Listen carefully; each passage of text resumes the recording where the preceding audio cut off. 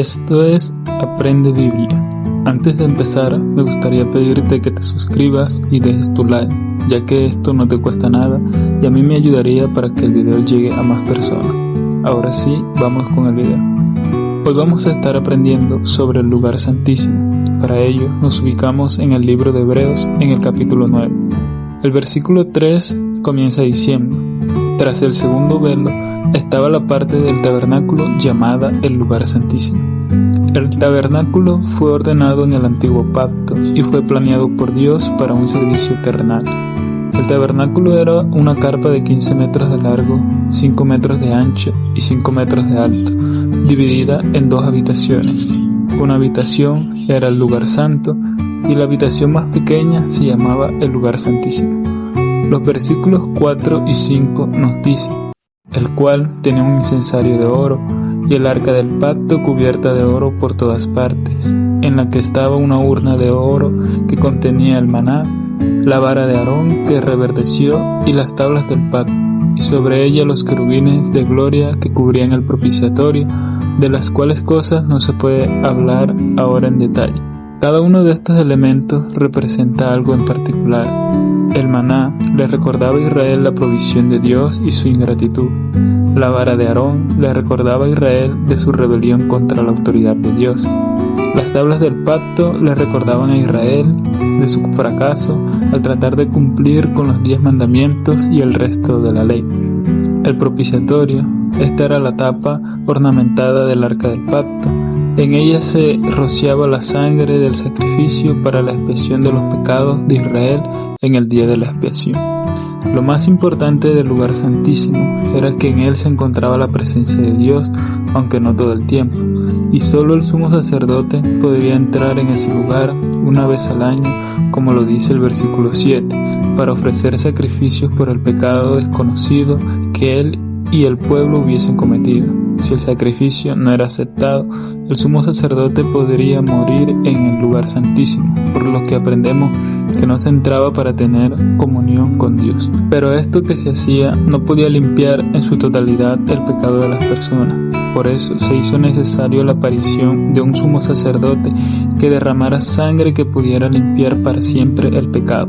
Los versículos 11 y 12 nos hablan de esto y dicen: pero estando ya presente Cristo, sumo sacerdote de los bienes venideros, por el más amplio y más perfecto tabernáculo, no hecho de manos, es decir, no de esta creación, y no por sangre de machos cabríos ni de becerros, sino por su propia sangre, entró una vez para siempre en el lugar santísimo, habiendo obtenido eterna redención. En este sentido, la obra de Jesús es mucho mayor que la obra realizada en el día de la expiación. La obra de Jesús en la cruz es suficiente para expiar tanto los pecados cometidos por ignorancia como aquellos que conocemos. En el tabernáculo, el sacrificio se hacía fuera del velo, en el altar, pero la sangre expiatoria era llevada al lugar santísimo, que representaba el trono de Dios.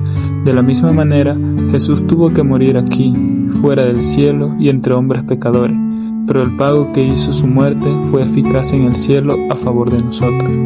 El sumo sacerdote entraba una vez al año, atravesaba el velo, dejándolo caer detrás de él cuando se iba. La barrera siempre permanecía.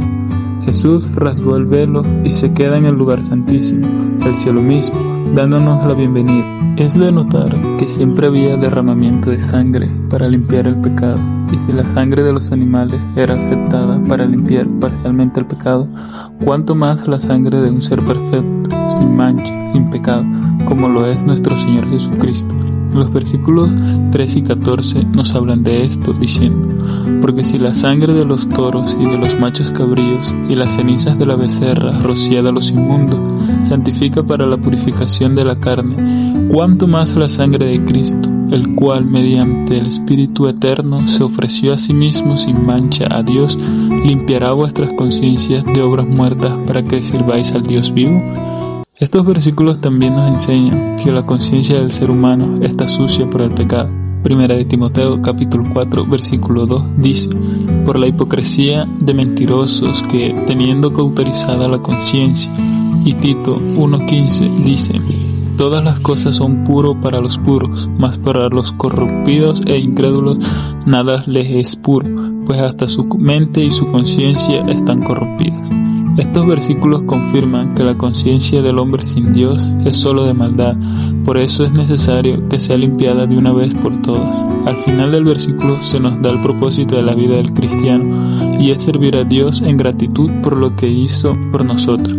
Porque la ley, teniendo la sombra de los bienes venideros, no la imagen misma de las cosas, nunca puede, por los mismos sacrificios que se ofrecen continuamente cada año, hacer perfectos a los que se acercan. De otra manera cesarían de ofrecerse, pues los que tributan este culto, limpios una vez, no tendrían ya más conciencia de pecado.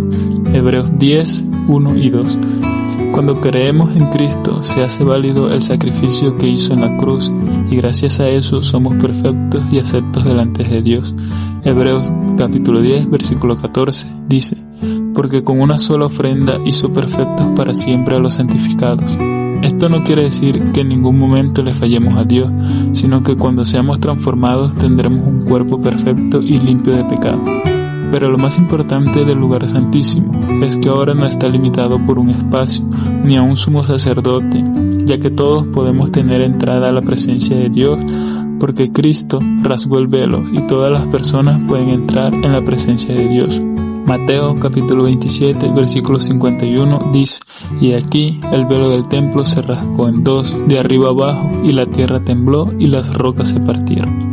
Hebreos capítulo 10 versículo 19 al 23 dice: así que, hermanos, teniendo libertad para entrar en el lugar santísimo por la sangre de Jesucristo, por el camino nuevo y vivo que Él nos abrió a través del velo, esto es, de su carne, y teniendo un gran sacerdote sobre la casa de Dios, acerquémonos con corazón sincero, en plena certidumbre de fe, purificados los corazones de mala conciencia y lavados los cuerpos con agua pura.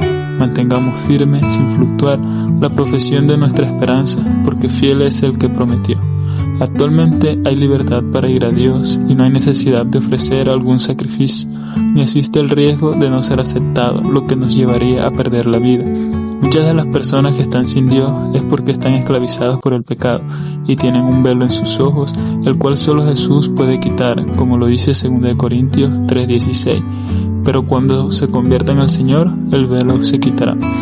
Aunque hay libertad para entrar en el lugar santísimo, debemos hacerlo con la reverencia que esto implica, y una vez obtenido ese acceso, debemos vivir en santidad, porque si pecamos voluntariamente, después de haber recibido el conocimiento de la verdad, ya no queda más sacrificio por los pecados, sino una horrenda expectación de juicio y de hervor de fuego que ha de devorar a los adversarios.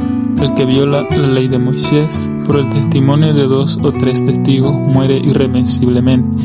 ¿Cuánto mayor castigo pensáis que merecerá el que pisoteare al Hijo de Dios y tuviere por inmunda la sangre del pacto en el cual fue santificado e hiciera afrenta al Espíritu de gracia?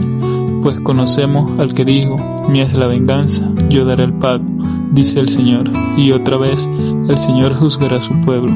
Horrenda cosa es caer en manos del Dios vivo. En conclusión, el lugar santísimo está disponible para todos y solo se puede entrar por medio de la sangre de Jesucristo, ya que es la única que nos puede limpiar de todo pecado una vez y para siempre. También debemos andar en obediencia, ya que no podemos jugar con Dios. Debemos ser agradecidos porque los límites fueron quitados y tenemos libre acceso a la presencia de Dios por el único camino al Padre, que es Jesucristo. Esto fue Aprende Biblia, que Dios te guarde siempre. Si te gustó, puedes dejar tu like y suscribirte. También puedes dejar un comentario sugiriendo un tema del cual te gustaría aprender. Nos vemos en la próxima. Adiós.